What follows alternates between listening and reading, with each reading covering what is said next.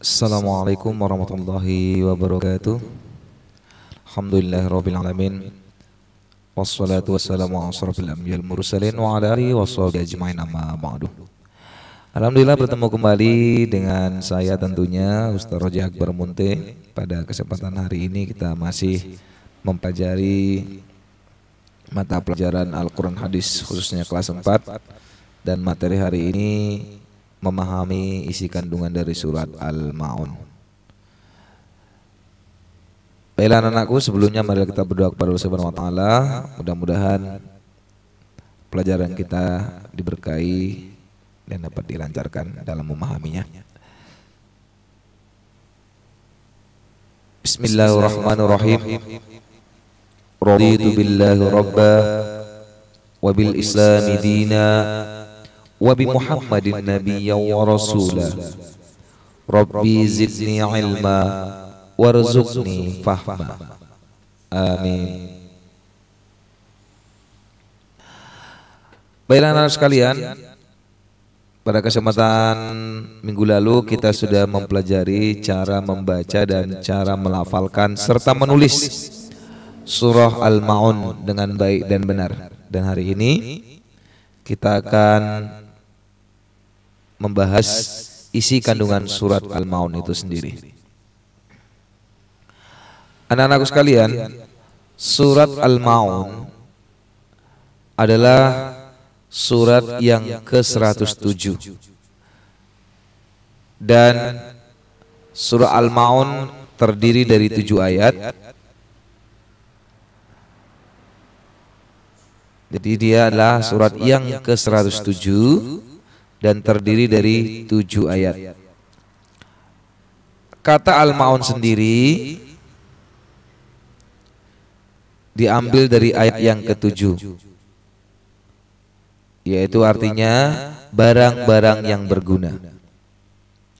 Surat Al-Ma'un termasuk golongan surah Makkiyah, dan sebab-sebab diturunkannya adalah karena berkenaan dengan orang-orang munafik zaman dahulu. Orang munafik itu adalah orang yang mengakunya Islam, tetapi dia tidak melaksanakan apa yang diperintahkan oleh ajaran agama Islam dan suka memamerkan sholatnya. Inilah yang dinamakan orang munafik. Dan dalam hal ini surah Al-Ma'un mengajarkan kita bagaimana tentang ciri-ciri orang yang suka mendustakan agama. Ini dia pengantar dari kandungan surah Al-Ma'un. Baiklah anak-anakku, kita coba ayat per ayat yang kita bahas. Saya akan bacakan satu persatu dari ayat pertama. A'udzu billahi minasy syaithanir rajim. Aku berlindung kepada Allah dari godaan syaitan yang terkutuk. Bismillahirrahmanirrahim. Dengan menyebut nama Allah yang Maha Pengasih lagi Maha Penyayang. Ara'aital ladzi yukazzibu biddin. Tahukah kamu orang yang mendustakan agama? Baiklah anak-anak sekalian, dalam hal ini ayat yang pertama Allah menjelaskan dan menyampaikan agar kita hati-hati dalam hidup ini. Dengan demikian kita tidak akan jatuh ke dalam golongan orang-orang yang mendustakan agama. Di sini Allah memberikan pesan kepada kita semua tentang bagaimana nasibnya orang-orang yang suka mendustakan agama. Dan ini ciri-ciri orang yang suka mendustakan agama sebagai berikut. Kita lanjut ayat kedua.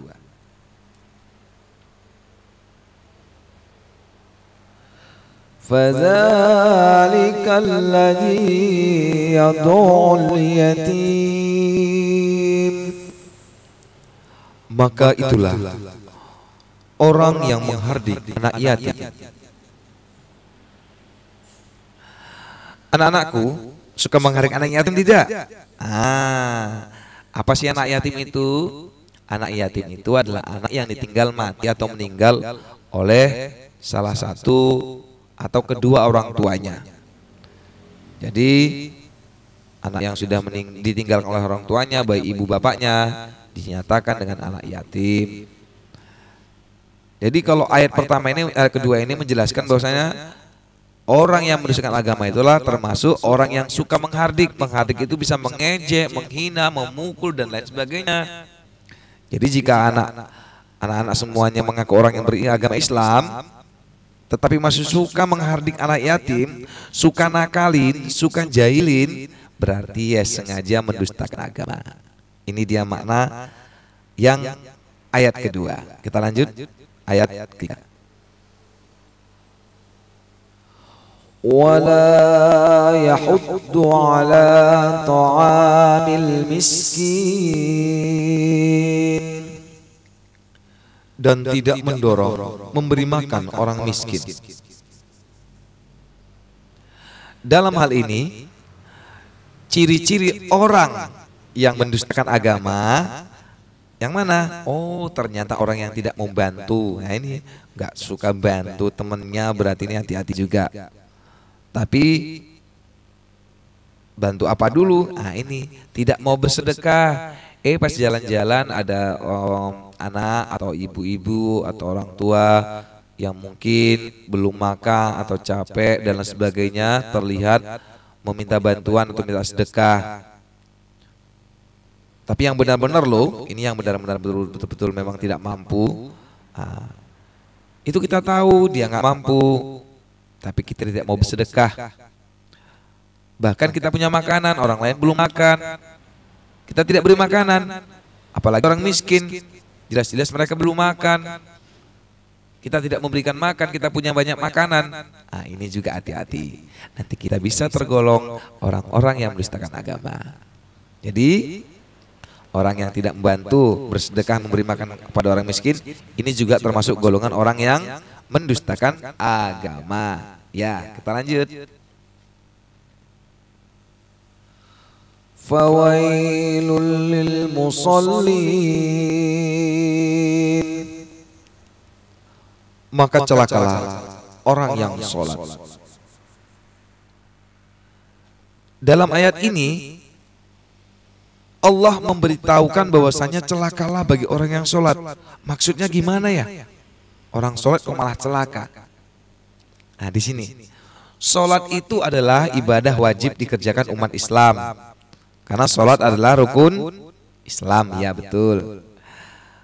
Dengan demikian, orang yang sudah mengaku beragama Islam, tetapi tidak sholat, berarti termasuk orang yang lalai akan sholatnya, lalai akan perintah Allah.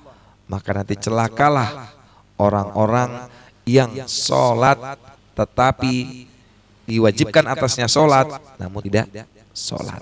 Ini hati-hati. Ini yang keempat, ayat yang kelima. alladzina hum an salatihim sahun, yaitu orang-orang yang lalai terhadap sholatnya. Kalau tadi kita tahu orang yang sholat tapi celaka, Allah berfirman seperti itu. Oh, di sini dijelaskan orang yang celaka sholatnya itu adalah yang paling celaka. Orang yang melakukan sholat karena ingin mendapat ujian dan sanjungan dari orang lain. Contohnya, pada zaman dahulu banyak orang-orang munafik, orang-orang Islam, umat Islam, namun masuk Islam karena terpaksa. Lalu dia pura-pura sholat, Allahu Akbar. Dengan khusyuknya dia sholat, sepertinya seperti khusyuk sekali. Namun ketika orang lain pergi, dia tidak melaksanakan sholatnya dengan khusyuk dan baik. bahkan hanya berdiri saja langsung pergi. Nah, ini dia kurang tepat dalam melaksanakan sholat, maka sholatnya menjadi fasad atau rusak. Dalam beribadah apapun niatnya hanya karena untuk Allah. Jadi sama dengan kita semuanya anak-anak. Kalau ada orang, misalnya orang tua, Pak Guru, wah sergap sholatnya. Tapi ketika tidak ada, tidak melaksanakan. Ini juga namanya digolongkan orang-orang yang bisa mendustakan agama. Kita lanjut. Alladzina hum yura'un. Orang-orang yang berbuat riya. Jadi orang-orang yang tadi melaksanakan sholatnya itu dikarenakan orang lain biar dapat pujian, itu juga disebut orang yang sholatnya riya, ingin pamer, ingin dipuji, ingin dikatakan sebagai orang yang alim, dikatakan orang yang solih, tapi sebenarnya mereka tidak. Ini. Jadi ciri-ciri yang selanjutnya adalah orang-orang yang suka berbuat riya. Riya itu apa saja? Banyak. Kalau kita berbuat yang memberikan sesuatu, tetapi kita pengen dipuji, biar terlihat baik, biar terlihat gimana, yang mana menimbulkan kita sedikit sombong, bangga. Ini juga nanti hati-hati, kita bisa terkena riya. Karena orang yang riya atau niatannya untuk berbuat riya, untuk berbangga-bangga, termasuk golongan orang-orang yang betul, orang-orang yang mendustakan agama. Kita lanjut. Wa yamna'unal ma'un. Dan enggan memberi bantuan barang-barang yang berguna. Ini orang yang enggan memberi bantuan dengan barang-barang yang bermanfaat atau berguna, maksudnya orang yang pelit. Kalau mengasihkan sesuatu, ini hati-hati kita. Kalau ngasih sesuatu kepada orang lain yang jelek-jelek, ini juga kurang pas. Kalau kita memberikan sesuatu kepada orang lain, maka sebaiknya yang layak, yang berguna, yang bermanfaat, bukan yang rusak dan tidak bisa digunakan lagi. Jadi anak-anak, kalau kita memberikan barang-barang yang rusak kepada orang lain, sebaiknya kita pilih-pilih dulu yang bagus-bagus saja, yang bisa dimanfaatkan. Tetapi tidak apa-apa, lebih baik memberi daripada tidak sama sekali. Namun kita punya barang, namun kita tidak bantu mereka, ini juga nantinya akan menjadi golongan orang-orang yang mendustakan agama.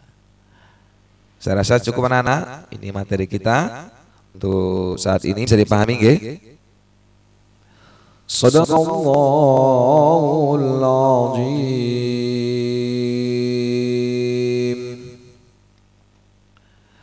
Bela anak-anakku sekalian, ingat, orang yang menyayangi anak yatim kelak di surga akan berdekatan tempatnya dengan Nabi Allah Muhammad SAW. Oleh karena itu, agar kita dekat dengan Rasulullah di surga nanti, marilah kita menyayangi anak yatim dengan cara membantu biaya pendidikan anak yatim. Minimal kita menyayanginya, tidak menyakitinya, dan memperhatikan kesejahteraan anak yatim. Seperti jangan mengganggu, kalau misalnya ada makanan kita beri makanan, berbagi. Ini adalah salah satu cara untuk kita menyayangi anak yatim. Baiklah anak sekalian, jangan lupa pada masa pandemi ini kita tetap rajin belajar, rajin beribadah, rajin belajar, semangat berolahraga. Mudah-mudahan bermanfaat apa yang Pak Guru sampaikan. Allah Subhanahu wa taala selalu memberikan perlindungan kepada kita. Mari kita berdoa. Bismillahirrahmanirrahim. Subhanakallahumma wa bihamdika asyhadu an la ilaha illa anta astaghfiruka wa atubu ilaik. Amin. Ingat anakku sekalian juga, jangan lupa selalu cuci tangan, dengan air yang mengalir dan sabun, dan juga pakai masker kemanapun kita berada, serta jangan lupa jaga jarak bila mana bertemu dengan teman lainnya atau orang lain, dan juga hindari kerumunan. Semoga bermanfaat apa yang saya sampaikan. Akhirul kalam. Assalamualaikum warahmatullahi wabarakatuh.